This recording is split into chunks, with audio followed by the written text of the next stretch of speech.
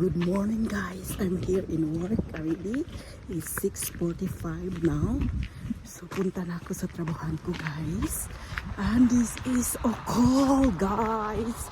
So here we are. And then see you later guys. Trabaho muna tayo. And bye!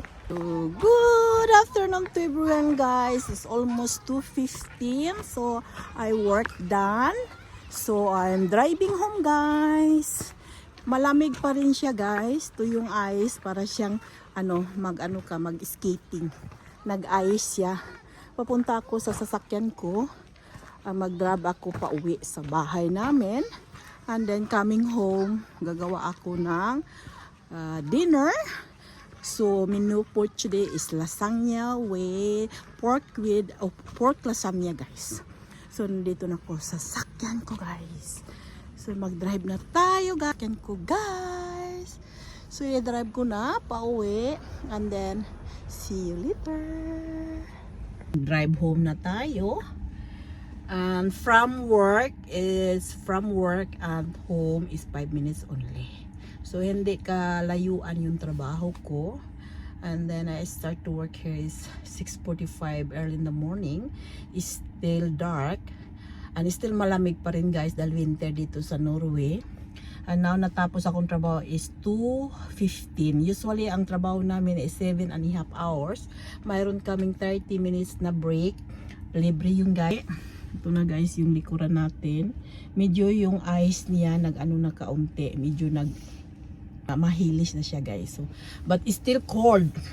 Ngayong umaga siya malamig and then and the meantime nagangin siya guys, so kaya malamig. So ito kailangan ko magluwa dahil malamig ang natin. Alam mo naman tayong mga Asiatic na sa takot sa lamig. So that it is now. So mag natin sa next nating video pagdating sa bahay. Bye. So that is the outside to yung namin labas ng bahay namin para siyang mag-skating ka dito. Finally guys, I home. And the drive from work here is almost 5 minutes already. So I'm home. Ito na yung sasakyan ko guys. Naka-parking na sa parking lot. Kunin ko lang yung mga gamit ko. So mag-ready na tayong magluto ng dinner. Pag trabaho ako ng early, pagdating ko sa bahay magluto ako kaagad. Dahil ang gusto ko, natapos na pagluto, at least ready na yung dinner, kahit pa nakaupo ako or mag-relax ako. Kasi antukin ako guys, pag nakaupo na ako, antukin ko, tapos wala nang gana magluto ng dinner. Kaya ang kailangan sa akin, pagdating ko, diretso sa kusina, magluto ng pagkain sa pamilya. Pagkatapos na magluto, pwede na ako mag-relax, upo. Kung antukin man ako, wala na akong inisip na magluto ng panghapunan sa amin. So that is life in Norwegian guys. Trabaho para kumita ng pera dahil ang bilihin ngayon napakamahal guys. It's very expensive here in Norway. So ito na guys yung parking lot. Ito yung background sa bahay namin. Yung ice dyan. Tingnan mo yung nag-ice. Para pwede ka mag-skating dyan guys sa labas. Napaka-ice pero nilagyan, usually dito lalagyan ng yung grass, yung gross parang pag mag-drive ka ng sasakyan, hindi ka madulas. Pero madulas din siya, parang yung sasakyan ko sumasayaw rin. But is life here, if this is still every year, that is normal. And it's still cold dahil malamig. So dito na ako sa parking lot. Kunin ko lang yung mga gamit ko at so, dito magandang views, di ba? Dito na ako sa parking lot. Yung sasakyan ng asawa ko. Tapos ito yung sasakyan ko, naka-parking na side by side kami. Kasi nandito yung sa akin dahil pag wala na, kasi electric ito eh. Pag wala na strom, ilagay ko lang yun sa yung kuble niya sa sa dingding at din mayroon ng electricity. So this is it for natin muna, mag-continue muna tayo, magluto muna tayo, and then see you later. Nandito na ako sa loob ng bahay guys, maglaba muna tayo. Ilagay lang natin sa washing machine ito guys, para pagtapos natin pagluto, isampay natin ito. That is life here guys. Kailangan gamitin yung extra na time dahil hindi naman ito tingnan ang lang, maghintay lang kung matapos ang paglabas. So ito yung bedsheet. So lalabhan natin ito para ihang natin mamaya Usually kasi dito guys, mahirap maghang kasi malamig sa labas. Ihang sa loob. May heater kami, ilagay sa loob. And then, take time matuyo. Kaya nabukasan pa kunin namin. Kaya, kailangan madiskarte tayo labhan ngayon. And then, matuyo bukas. Maglaban naman tayo ulit. So, that is life here. So, ito na guys. So, lagyan natin washing pulver guys. Yung machine natin. Ito yung washing machine natin. And then, nag-ready na siya. Ano lang, i-start lang natin para yung machine mag-start siya. So, ganyan na rin. So, nag-start na yan. So, that is 1 hour and 5 minutes. And then, pag matapos na paglaban na yan, magtipip na yan. So, kunin ko at anihang ko sa aming sala. Labas yung heater. Bye! So, the dinner for today, guys, gagawa tayong lasagna. Ito na siya, lasagna na, guys. Ready na ha, lahat na ito. Dito na yung lahat. Yung gagawa tayo ng sauce. And then, lasagna na platter. Ang gawin natin, isok natin sa tubig yung lasagna first. Lagay natin dyan. Let it go. Make it, tender. Yung mag-smooth siya. Lalambot siya dahil hintayin natin lalambot yan. Ganyan lang, pagawa natin.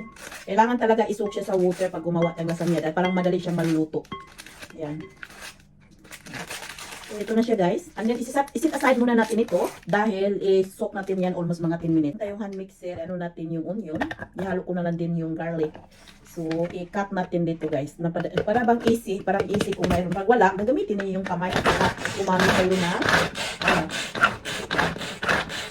Ito na siya. And then, mag-mix tayo sa sauce guys. Kasi itong sauce na to, i-mix natin sa, kailangan tayo ng 7DL na milk. Gamit tayo ng 7DL na milk. Tayo ng 7DL na fresh milk kung mayroon available kayo sa bahay. And then, mayroon tayong 5 deciliter na water. So, isit aside din natin ito. And then, ito, i-mix natin dito guys. Yung, yung powder. Yan. I-mix natin dito. Ihalo natin dito para i-fry muna natin yung yung pork, minced pork. Mayroon na siyang nakamix na ito niya guys. So ihalo natin ito. Ganyan tayo lang magluluto. Napaka-simple lang, madalian itong luto guys. So ang gawin natin, mag-umpisa na tayo mag-fried ng pork.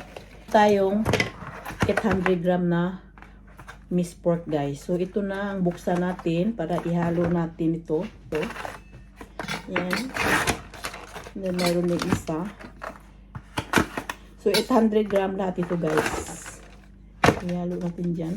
And then, ang sunod natin gawan, magluto na tayo. So, let's start cooking. Start na tayong cooking, guys. Ito na yung pan natin, mainit na. Ang gawin natin, lagyan natin kaunting oil. Of course, mag-add natin yung onion na chop at saka garlic. Yan lang, guys. Madalian lang at napaka-easy.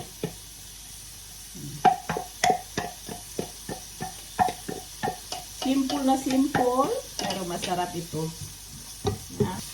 Yan. Then, lagay natin yung ginaling na karne na 800 gram. Yan. And then, lang natin, ipa-fry lang natin ito guys. Mag-add tayo mayroon tayong salt and pepper na. I-add lang natin yan. Yan. And then, may trabaho, pero siyempre, maraming bayaran. And then, ang yung pagkain, napakamahal dito, guys. Hindi lang sa Pilipinas, mahal ang pagkain. Pati dito, yung price, triple three. Whole world yata ito, guys. Hindi lang yung Pilipinas, mahal. Lahat, mahal ang pagkain. Sa totoo lang. So, at thanks gas na lang na may trabaho. And then, of course, makabili tayo ng mga pagkain lulutuin sa bahay. Kailangan talaga magluto para sa pamilya. Natin na yung karne, nagbabrown na yung karne. So, medyo okay na siya. Mag-additional tayo ng water. And this is the milk with the lasagna powder. I-boil lang natin ito guys.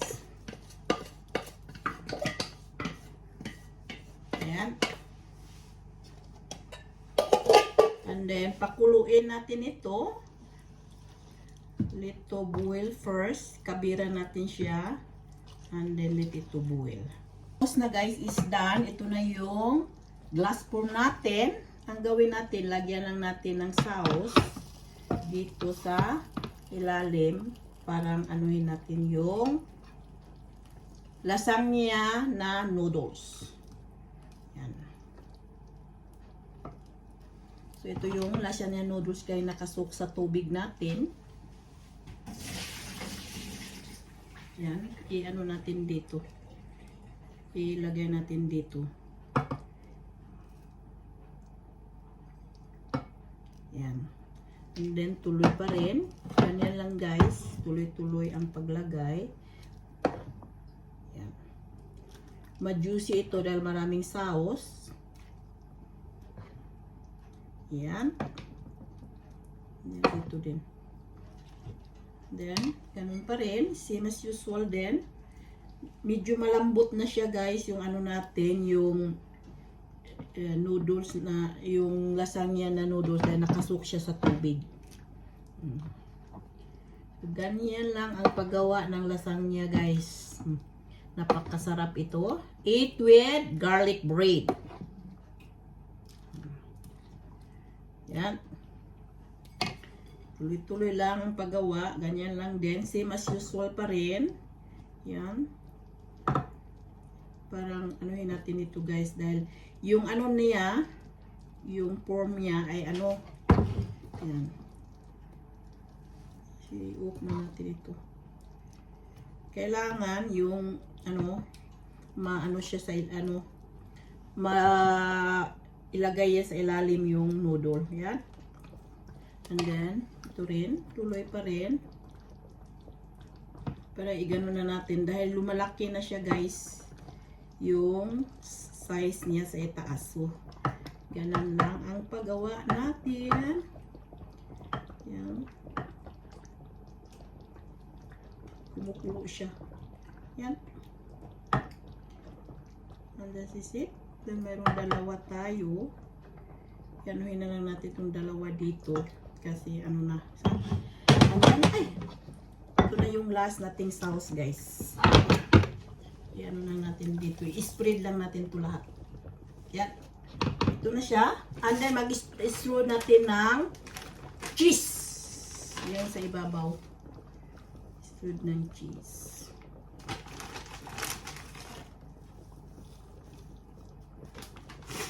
Yan.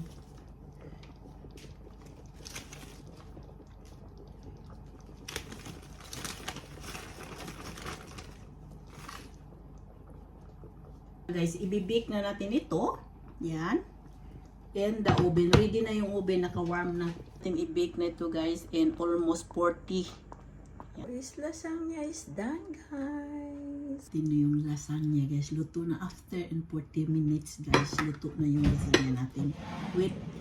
And then, just trying to taste it.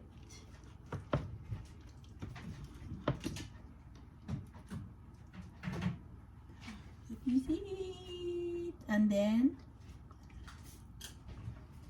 eat with garlic bread. And tikman na natin guys yung lasagna natin.